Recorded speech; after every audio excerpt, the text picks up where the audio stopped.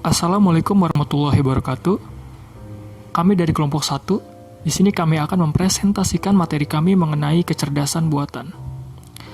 Saat ini, hampir semua perangkat komputer atau teknologi modern telah banyak menerapkan kecerdasan buatan, atau yang biasa kita sebut dengan AI, Artificial Intelligence. Bahkan, AI bisa kita jumpai dalam kehidupan sehari-hari, seperti asisten virtual Google dan Siri pada smartphone. AI memang bukan hal yang baru, namun perkembangannya selalu menjadi sesuatu yang menarik perhatian. AI diprediksi akan terus berkembang dan lebih cerdas lagi, dan kita tidak dapat menghindarinya. Kecerdasan buatan atau AI atau Artificial Intelligence adalah simulasi dari kecerdasan yang dimiliki oleh manusia yang dimodelkan ke dalam mesin dan diprogramkan agar bisa berpikir seperti halnya manusia. Dengan kata lain, AI merupakan sistem komputer yang bisa melakukan pekerjaan-pekerjaan yang umumnya memerlukan tenaga manusia atau kecerdasan manusia untuk menyelesaikan pekerjaan tersebut. Istilah kecerdasan buatan diciptakan pada tahun 1956, tetapi artificial intelligence telah menjadi kian populer saat ini berkat peningkatan volume data, algoritma canggih, dan peningkatan daya serta penyimpanan komputasi. Riset AI awal pada tahun 1950-an mengeksplorasi topik-topik seperti penyelesaian masalah dan metode simbolik. Pada tahun 1960-an, Departemen Pertahanan AS menaruh minat terhadap jenis pekerjaan ini dan mulai melatih komputer-komputer untuk menirukan penalaran manusia yang mendasar.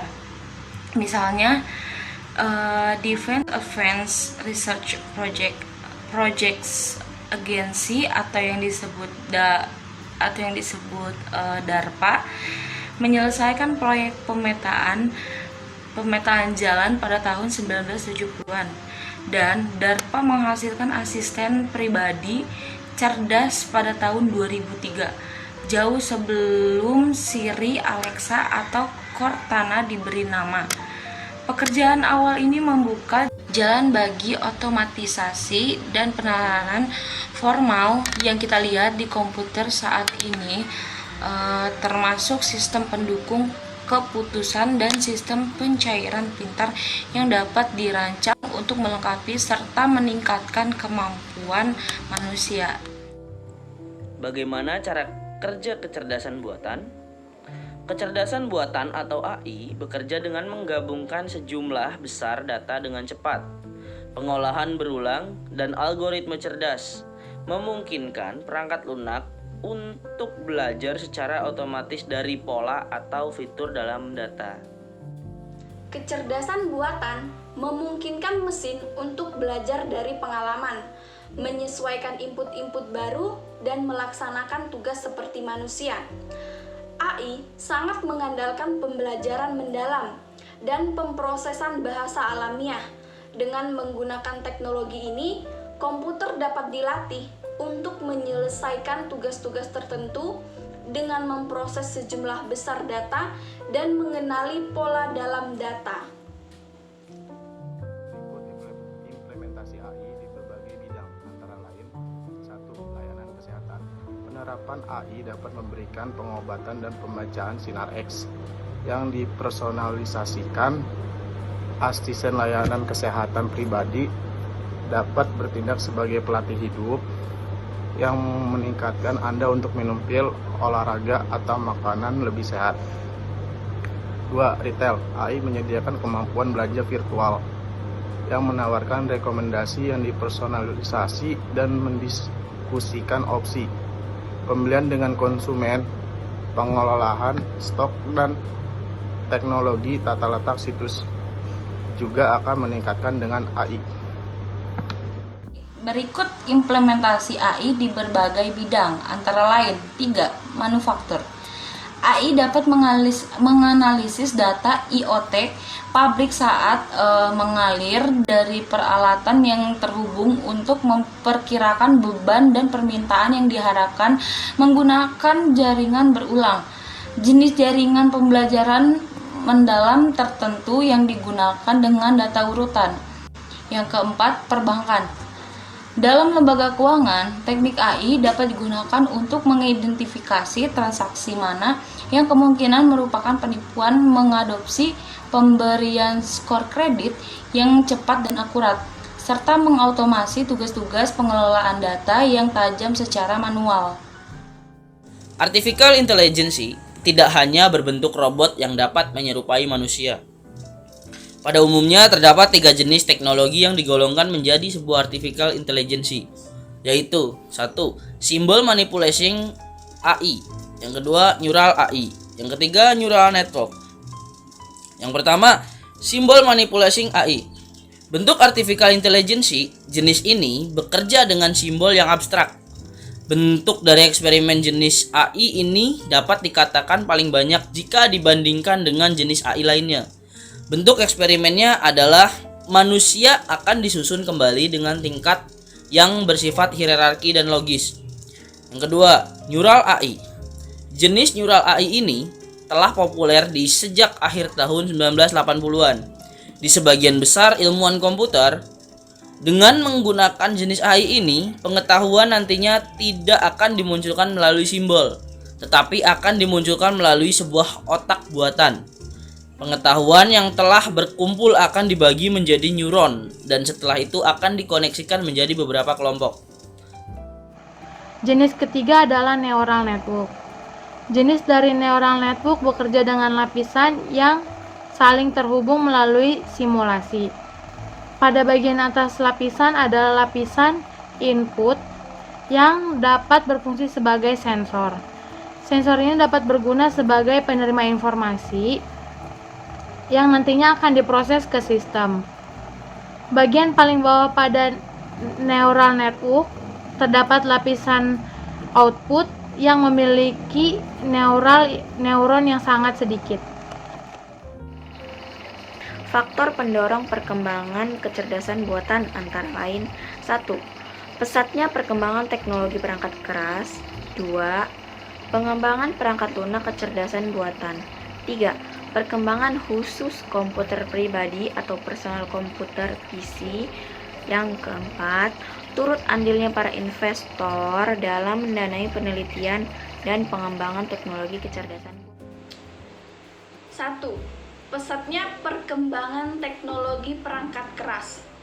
Hampir semua aplikasi kecerdasan buatan memerlukan perangkat keras yang memiliki kecepatan daya tampung yang lebih tinggi. Walaupun hanya menjalankan perangkat lunak kecerdasan buatan yang paling sederhana sekalipun. Di samping itu, harga perangkat keras yang dengan kemampuan lebih memiliki harga yang relatif semakin murah.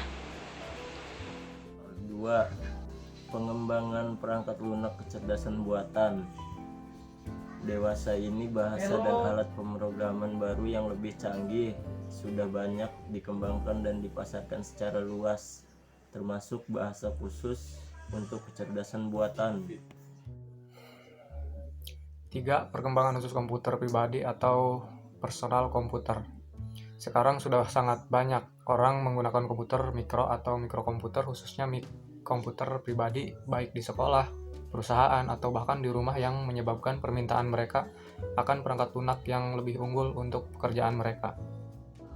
Turut andilnya para investor dalam mendanai penelitian dan pengembangan teknologi kecerdasan buatan. Hal ini mengakibatkan terjadinya semacam tekanan di kalangan masyarakat kecerdasan buatan untuk berlomba-lomba dalam mempercepat gerak dan langkah penelitiannya dan segera memproduksi kecerdasan buatan dalam waktu yang singkat. Fungsi sampai saat ini, fungsi AI telah digunakan untuk beberapa hal, yaitu yang pertama, membuat aplikasi komputer yang memudahkan pemakai. Yang kedua, meningkatkan kemampuan problem solving secara tepat dan konsisten.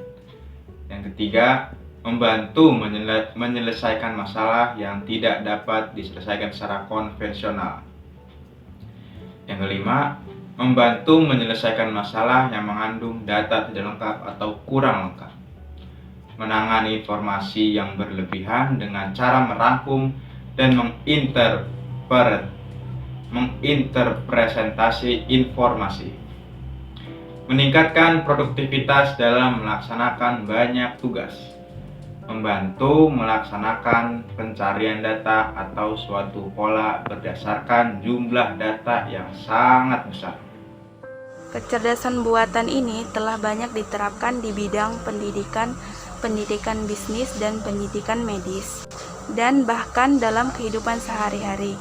Ada beberapa contoh AI atau kecerdasan buatan yang biasa kita jumpai dalam kehidupan sehari-hari. Yang pertama yaitu di page Facebook, dan yang kedua yaitu rekomendasi e-commerce, dan yang ketiga yaitu asisten virtual. 1. Device Facebook. Salah satu contoh dari AL adalah teknologi device yang dimiliki oleh Facebook. Hal ini berfungsi untuk mengenali wajah orang yang ada pada postingan foto. Dengan teknologi ini, kita tidak perlu lagi menandai seseorang yang ada pada foto secara manual, karena AL ini yang akan melakukannya. Nah, ini contoh rekomendasi e-commerce. Nah, konsep penerapan AI pada yang sering kita jumpai salah satunya adalah rekomendasi produk pada e-commerce.